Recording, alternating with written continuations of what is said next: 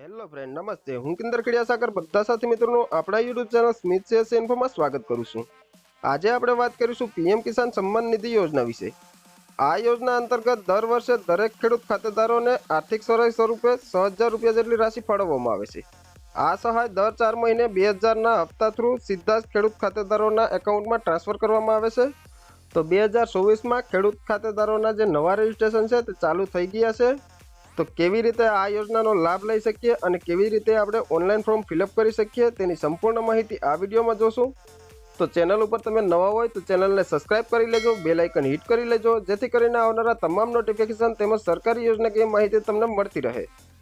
તો વધારે સમય ના લેતા આપણે વિડીયો સ્ટાર્ટ કરીએ.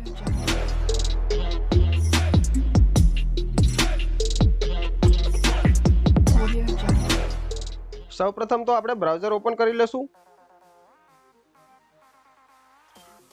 બ્રાઉઝર ઓપન થઈ ગયા બાદ આપણે ટાઈપ કરી લેવાનું રહેશે પીએમ કિસાન.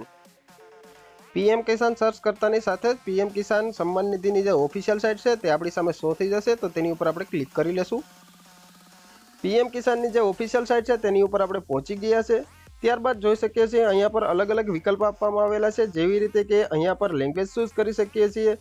ત્યારબાદ અહીંયા પર આધિકારિક લોગિન છે. ત્યારબાદ જો તમે ગ્રામીણ ઓપરેટર હોય તો અહીંયા થ્રુ સીએસસી થ્રુ પણ તમે લોગિન કરી શકો છો. ત્યારબાદ ઈ-ગ્રામ થ્રુ પણ લોગિન કરી શકો છો. ઈ-મિંત્રા લોગિન પણ અહીંયા પર આપેલું છે, તો તે પણ તમે ચૂઝ કરી અને લોગિન કરી અને ફાર્મરનું નેવ રજિસ્ટ્રેશન કરી શકો છો. ત્યારબાદ જો તમારી પાસે આઈડી નથી તો તમે સેલ્ફમાં પણ રજિસ્ટ્રેશન કરી શકો છો. અહીંયાથી આપણે જોઈ શકીએ છીએ ઘણા બધા ઓપ્શન આપેલા છે, જેવી રીતે કે જો તમારું ઈ કેવાયસી પેન્ડિંગ હોય તો અહીંયાથી સેલ્ફમાં જ તમે ઈ કેવાયસી પણ કરી શકો છો. ત્યારબાદ નેવ ફાર્મર રજિસ્ટ્રેશન કરવા માટે અહીંયા પર આપણે ક્લિક કરવાનું રહેશે. તો ફટાફટ અહીંયાથી ક્લિક કરી લઈએ.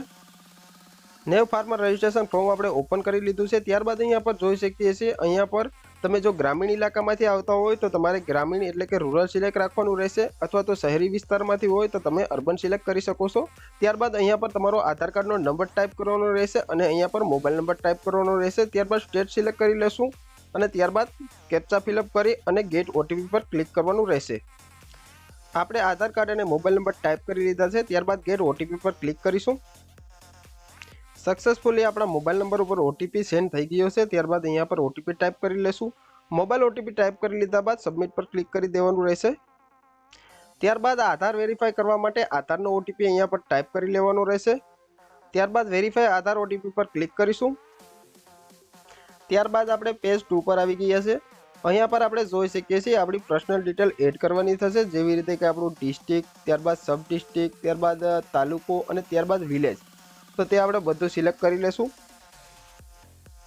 ત્યારબાદ ફાર્મર પર્સનલ ડિટેલ, તો અહીંયા પર જે ફાર્મરનું નામ છે તે ઓલરેડી આધારની સાઇટ ઉપરથી આવી ગયું છે. ત્યારબાદ જેન્ડર પર ચૂઝ થયેલું છે. તો ત્યારબાદ કેટેગરી સિલેક્ટ કરવાની રહેશે. કેટેગરીમાં જે પ્રમાણેની તમારી કાસ્ટ હોય તે સિલેક્ટ કરવાની રહેશે. જો તમે જનરલ કેટેગરીમાં આવતા હોય તો જનરલ એન્ડ અધર સિલેક્ટ કરી શકો, અને ઓબીસીમાં આવતા હોય તો પણ તમારે જનરલ એન્ડ અધર જ સિલેક્ટ કરવાનું રહેશે. ત્યારબાદ એસટી કેટેગરી આવતી હોય તો એસટી કેટેગરી ચૂઝ કરી લેજો, અને અનુસૂચિત જાતિમાં આવતા હોય તો એસસી કેટેગરી આપણે સિલેક્ટ કરી લેવાની રહેશે. તો આપણે જનરલ એન્ડ અધર સિલેક્ટ કરી લઈએ. ત્યારબાદ આપણે આગળ વધી જઈએ. ફાર્મર ટાઈપ, તો અહીંયા પર જો તમે નાના ખેડૂત હોય તો તમારે સ્મોલ 1 હેક્ટરથી 2 હેક્ટર સિલેક્ટ કરવાનું રહેશે. ત્યારબાદ મોટા ખેડૂત હોય તો અધર સિલેક્ટ કરવાનું રહેશે. તો અહીંયાથી આપણે સ્મોલ સિલેક્ટ રાખી લઈશું. ફાર્મર ટાઈપ કરી લીધા બાદ અહીંયા પર સિલેક્ટ આઈડી ટાઈપમાં આધાર સિલેક્ટ જ છે. ત્યારબાદ આઈડેન્ટિટી પ્રૂફમાં પણ આધાર છે, અને ત્યારબાદ અહીંયા પર આધારની ડિટેલ છે. ત્યારબાદ તમારો જે મોબાઈલ નંબર જે રજિસ્ટ્રેશન કરેલું છે તે અહીંયા પર આવી ગયો છે. ત્યારબાદ આધારનું જે એડ્રેસ છે તે પણ અહીંયા પર આવી ગયું છે. ત્યારબાદ તમારો પિનકોડ પણ અહીંયા પર શો થઈ ગયો છે. ત્યારબાદ ફાધર એન્ડ મધર અથવા હસબન્ડ કોઈ પણ એકનું નામ અહીંયા પર ટાઈપ કરવાનું રહેશે. તો અહીંયા પર આપણે ફાધરનું નામ ટાઈપ કરી લઈએ. ફાધરનું નામ ટાઈપ કરી લીધા બાદ લેન્ડ રજિસ્ટ્રેશન આઈડી, તો લેન્ડ રજિસ્ટ્રેશન આઈડી એટલે કે યુનિક આઈડી નંબર આપણો જે જમીનનો છે તે અહીંયા પર ટાઈપ કરવાનો રહેશે. હવે લેન્ડ રજિસ્ટ્રેશન આઈડી કેવી રીતે આપણે મેળવીશું તે પણ આ જ વિડીયોમાં આપણે આવરી લીધું છે. તો આગળ જોઈએ. આપણે નેવ ટેબ ઓપન કરી લેશું. નેવ ટેબ ઓપન કરી લીધા બાદ એની રોડ આપણે ટાઈપ કરી લેશું. એની રોડ ટાઈપ કરી લીધા બાદ અહીંયા પર આપણી સામે સાઇટ આવી ગઈ છે, તો તેને આપણે ઓપન કરી લેશું. ત્યારબાદ અહીંયા પર ઓપ્શન આપેલું છે વ્યૂ લેન્ડ રેકોર્ડ રૂરલ, તો તેની ઉપર આપણે ક્લિક કરી લેશું.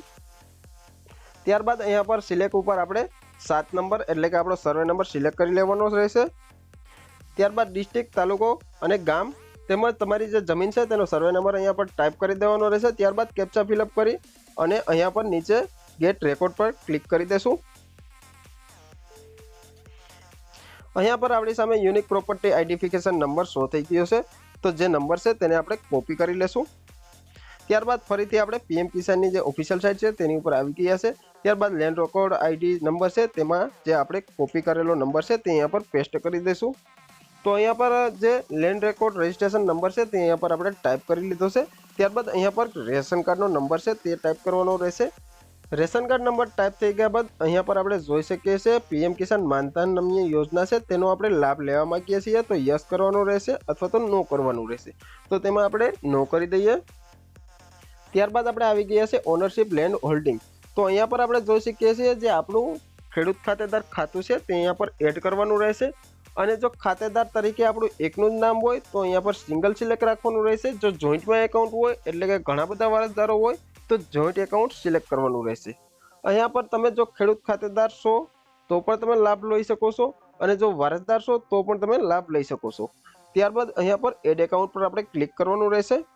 ક્લિક કરતાની સાથે જ અહીંયા પર આપણો સર્વે નંબર છે તે એડ કરી દેવાનો રહેશે। ત્યારબાદ અહીંયા પર ખાતા નંબર ટાઈપ કરી દેશું।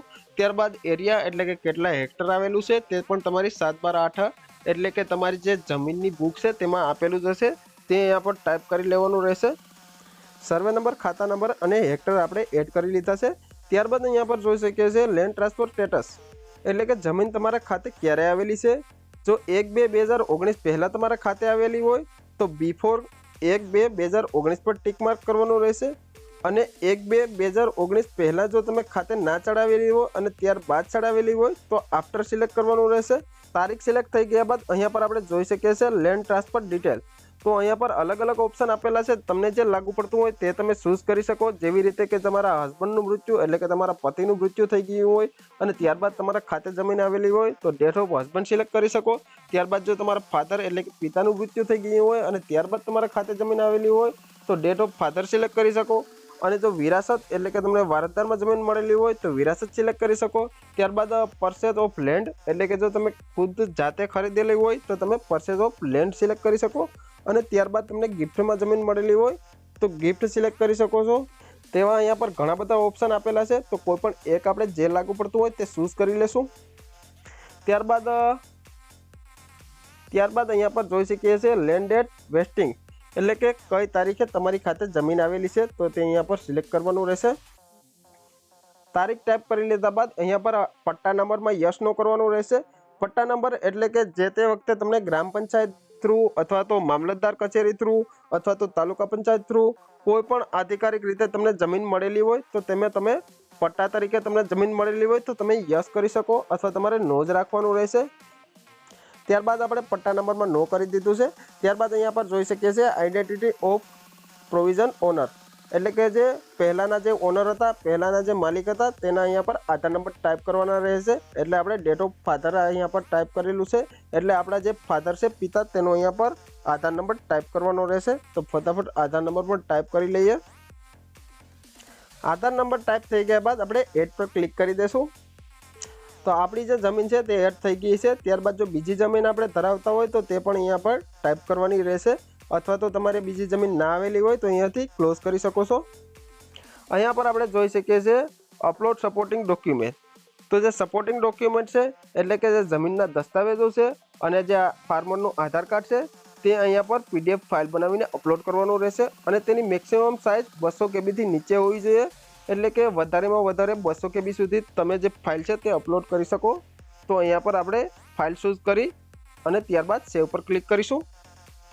બધી ડિટેલ ફિલઅપ થઈ ગયા બાદ અહીંયા પરથી પ્રિન્ટનો ઓપ્શન છે, તો અહીંયા પરથી આપણે પ્રિન્ટ કરી શકીએ છીએ ફોર્મને।